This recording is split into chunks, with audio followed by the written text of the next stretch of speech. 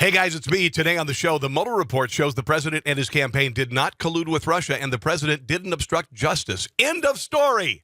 No, it's just the beginning. Joe DeGenova tears into a crystal ball. Brian Williams should do his homework before he asks questions. The media's obsession with impeachment, the greatest stalker in the history of mankind, and my thoughts on Easter. Coming up.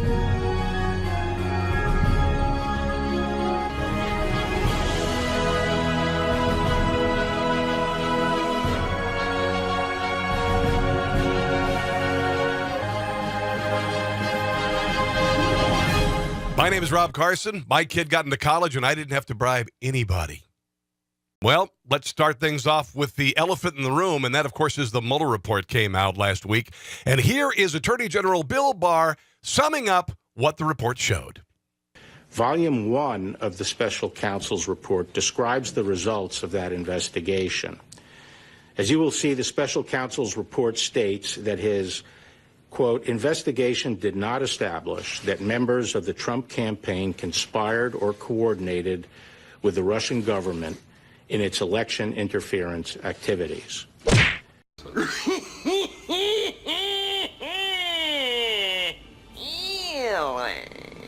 Now, of course, the Mueller report was about collusion with Russia. That's what it was supposed to be about.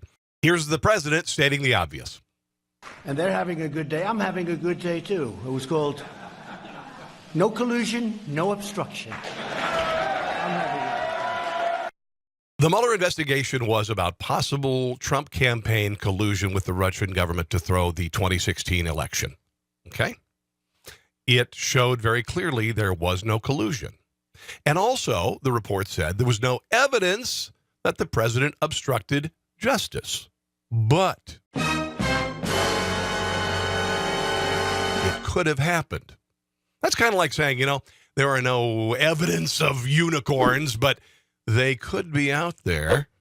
There's no evidence of Bigfoot, but he could be out there. Although I would say that if you look at the obstruction of justice and the evidence of Bigfoot existing, at least with Bigfoot, you've got grainy photos.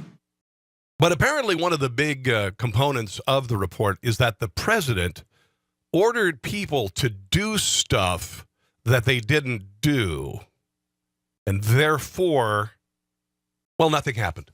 Yeah. Joe DeGenova was on MSNBC with Crystal Ball.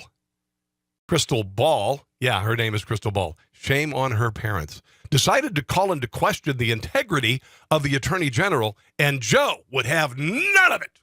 Just say something right now about what you just said.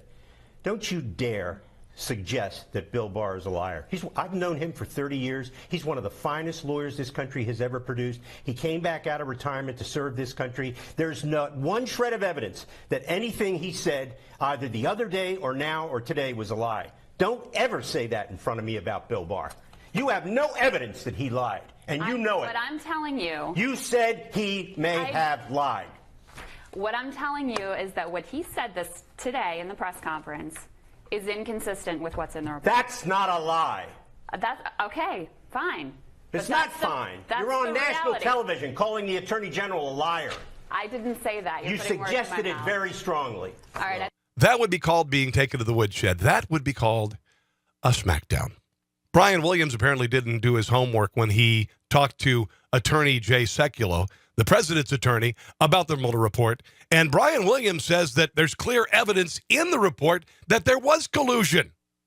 Counselor, thank you very much for joining us. Sure. My first question, I'm afraid, is going to verge on plain English. Where did the Attorney General get off with that characterization this morning, including 4 mentions that there was no collusion?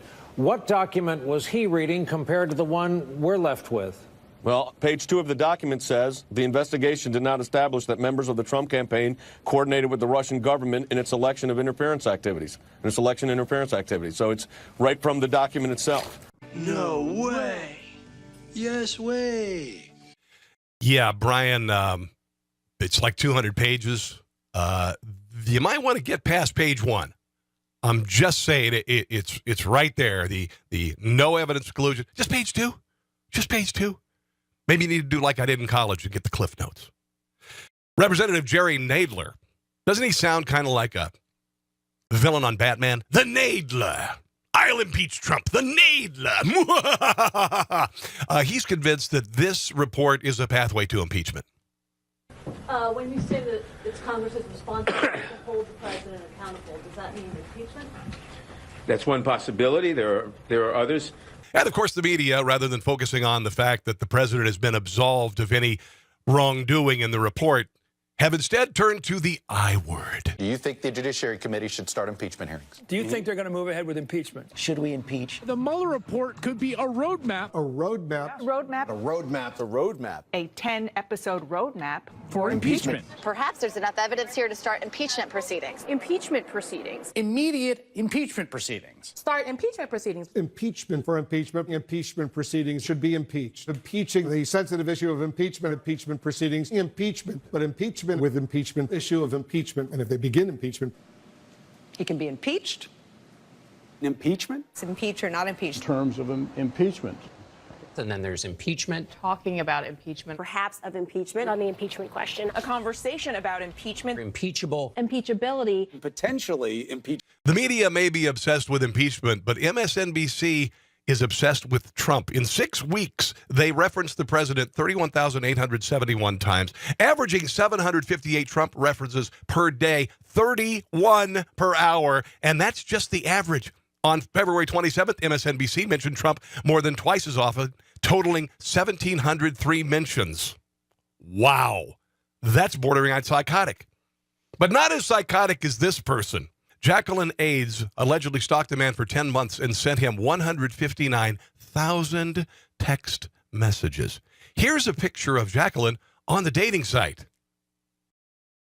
Here's an interview with Jacqueline behind bars. I met him online. I was looking for my healing angel. The psychic I met told me I would meet a healing angel. I felt like I met my soulmate and everything was just the way it was. And I thought we would just do what everybody else did and we would just like get married and everything would be fine. But that's not what happened. You don't stop giving, even if you don't receive. You all of a sudden receive a lot. No. Oh my God, no, I love him so much. I just want to love him so much, that's it. And if he doesn't like it, then I'll go home and I'll love my ex-boyfriend. Somebody making bunny for dinner? A new segment on the show. It's called In the Meme Time. These are memes that I've actually created in the last week, and some of them have to do with the Mueller report, some not so much. Let's start off with this one, Beto O'Rourke. Can you spot the difference? One flails his arms about and spouts nonsense. The other is a Muppet. Is this Notre Dame or Democrats' dreams of collusion going up in flames? I'm not sure which one burned hotter, actually. Today on the Rachel Maddow Show, 1 hour of stunned silence. That happened right after the Mueller report was released. And after the Mueller report shows no collusion or obstruction of justice, Adam Schiff launches his own search. I think we found obstruction. It's very clear. Keep checking them. Keep looking. And finally, my thoughts on Easter. Now, I am a Christian, and I believe that Jesus Christ died for my sins on Easter and was resurrected. I do.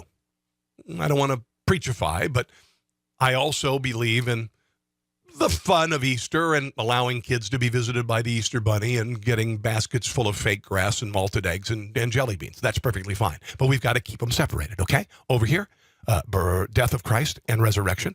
Over here, here comes Peter Cottontail. What I have a problem with is when we cross the streams. For instance, this morning I was at the store. Here is a Hershey's chocolate cross. Now, these have been on the market for a very long time, and I've just never been a really big fan. I'm not offended by it in any way, shape, or form, but you know, you've heard the cute discussion about eating Easter bunnies and chocolate bunnies. What do you eat first? Do you bite the ears off the bunny first? I don't want to hear the discussion on the Easter cross. Which hand of Christ did you bite off first? No, it's not a discussion I want to have. Keep them separated. In the meantime, have a very happy Easter, and that is what is going on.